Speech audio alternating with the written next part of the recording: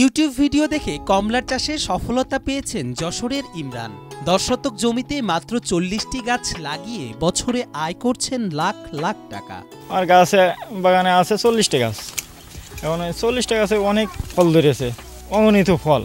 এই ৪০টা গাছে দেখাচ্ছে ১.৫ থেকে ২ লাখ টাকা বিক্রি করা যাবে। বাংলাদেশের মাটিতে দিন দিন জনপ্রিয়তা বৃদ্ধি পাচ্ছে চায়না কমলার। প্রথম পর্যায়ে এই কমলা আমদানি নির্ভর থাকলেও বর্তমানে দেশের অধিকাংশ জেলাতে উল্লেখযোগ্য হারে এই কমলার চাষ বৃদ্ধি পেয়েছে। আর এই বৃদ্ধির কল্যাণে সামাজিক যোগাযোগ মাধ্যম বা ইউটিউবে ঘুরে বেড়াচ্ছে তার সাফল্য। সেখান থেকে এই ভিডিও দেখে অনুপ্রাণিত হয় ইমরান। লাভের আশায় নিজের ১০ শতাংশ জমিতে শুরু করেন কমলা চাষ। ভিডিও দেখে আর কি শুরু করা ইচ্ছা জাগিয়েছে, মোটামুটি লাভজনক জিনিস।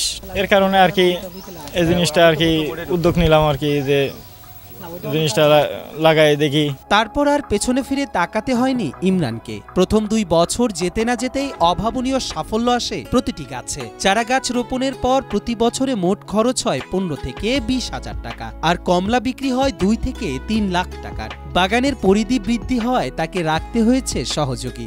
নিজে এবং সেই সহযোগীর পরিবারের পুরো খরচ চলে বাগান থেকে উপার্জিত আয়। ২০,০০০ টাকা মতন আর কি খরচ হয়েছে। এই বছর ১.৫ থেকে ২ লাখ টাকা বিক্রি করা যাবে, এরকম সব মিলায় আর কি লাভবান, প্রচুর লাভবান। অন্যান্য চাষের থেকে কমলা চাষে অনেক লাভবান। বাগানে যে আমরা কাজ করতে শ্রমিক হিসেবে আমাদের এইটি যে মহাজন, তারও সেও লাভবান, আমরাও লাভবান যে আমরা এখানে কাজকর্ম করে যে আমরা অর্থটা পাচ্ছি, এতে আমাদের পরিবার পরিজন সবাই ভালো আছি।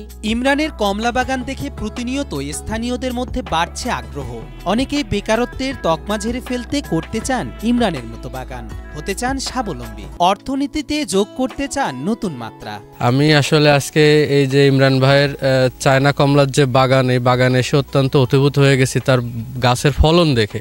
আমার কাকাকে দেখছি গত ২ বছরে এত পরিমাণে ধরছে আর কি এখানে ফলনটা, উনি লাভবান হয়েছে। এনাকে দেখে আমারও আর কি ইচ্ছা জাগে যে আমি কমলা আর কি রোপণ করি চারা। এর আগে তো বাজার থেকে কিনে খাইছি আর দেখেছি বাজারে, আর এখন বাগানে এসে গাছের ছিঁড়ে খাওয়া সৌভাগ্য হচ্ছে এবং খুবই সুমিষ্ট। এদিকে যশোরের মাটিতে এমন বিদেশি ফলের চাষ হওয়ায় খুশি কৃষি অধিদপ্তর। কৃষি উদ্যোক্তা তৈরি করে দেশের অর্থনীতিতে আরো বড় ধরনের অবদান রাখতে ইমরানের মতো উদ্যোক্তাদের পাশে থাকার কথা জানান কৃষি কর্মকর্তা। কৃষক ইমরান সাহেবের যে চাইনিজ কমলার বাগান দেখলাম, এটা দেখে আমার আসলে খুব ভালো লাগলো, এবং এটা যে উনি নিজস্ব উদ্যোগে করেছেন এটা ভালো লাগলো। যে কোনো বিষয়ে আমরা কৃষি সম্প্রসারণ অধিদপ্তর বাগারপাড়া তাদের সবসময় সাথে থাকবো।